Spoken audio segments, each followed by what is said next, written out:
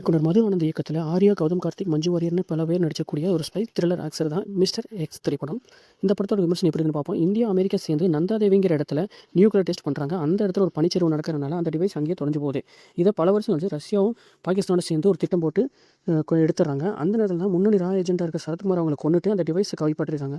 இவரை காப்பாற்றுறதுக்காக ரஷ்யாவில் லோக்கலில் இருக்கக்கூடிய இந்தியன் ஏஜென்ட் கௌதம் கார்த்திக் அனுப்ப அந்த மிஷன் எதிர்பாராத விதமாக ட்விஸ்ட் ஆகி ஃபெயில் ஆகிடுது.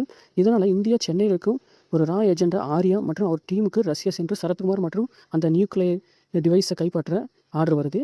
அதுக்கப்புறம் நடக்கக்கூடிய பல திருப்பங்கள், இந்த மிஷன் வெற்றிகரமாக ஆர்யா முடிச்சாரா இல்லையா அப்படிங்கிறத மீதிய கதை.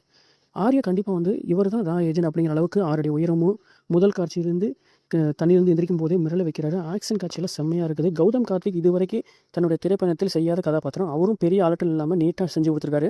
இவரோட சேர்ந்து சரத்குமார், ரைசா வில்சன், அதுல்யா, அனேகா, மஞ்சு வாரியர், சரத்குமார் என ஒரு நட்சத்திர பட்டாலுமே நடிச்சிருக்குது. இதில் மஞ்சு வாரியர் ரஃப்பான ஏஜென்ட்டாக குரூப் லீடராக மனசில் நிற்கிறாரு.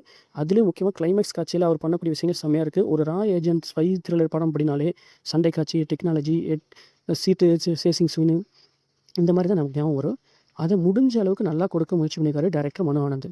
ஆனால் எல்லாமே நம்ம பாலிவுட்டில் நிறைய படங்கள் இந்த மாதிரி பார்த்ததுனால ட்விஸ்ட் எல்லாமே ஒரு ஹைப்பை நமக்கு கொடுக்குறதே இல்லை. திரைக்கதையில் முடிஞ்ச அளவுக்கு ட்விஸ்ட் அண்ட் டர்ன்ஸ் இருந்தாலும் அது நமக்கு எல்லாமே பல இடங்களில் தெரியும்படியும் இருக்குது. நியூக்ளியர் டிவைஸு, அதை துரத்த மற்ற நாடுகள், அந்த நேரத்தில் G20 மாநாடு நடக்கிறது, எந்த அசம்பாவதையும் இல்லாமல் நாட்டை காப்பாற்றணும், இப்படி பல ஐடியாக்கள் இருந்தாலும் நம்மளால் அந்த திரைக்கதை சரியில்லைனால படம் பார்க்க முடியறதில்ல.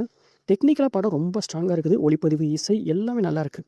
படத்தோட கதை, நடிகர்கள் பங்களிப்பு, இன்டர்வல் சீன், கிளைமேக்ஸ் காட்சியெல்லாம் செம்மையாக இருக்குது.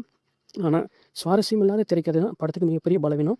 மொத்தத்தில் மிஸ்டர் எக்ஸ் ஐடியாவாக நல்லா இருந்தாலும் காட்சிப்படுத்தப்பட்ட விதம் அந்தளவுக்கு சரியாக இல்லைன்னு சொல்லலாம். ஓகே ஃப்ரெண்ட்ஸ், இந்த வீடியோ பிடிச்சா லைக் பண்ணுங்கள், மறக்காமல் சப்ஸ்கிரைப் பண்ணிங்க.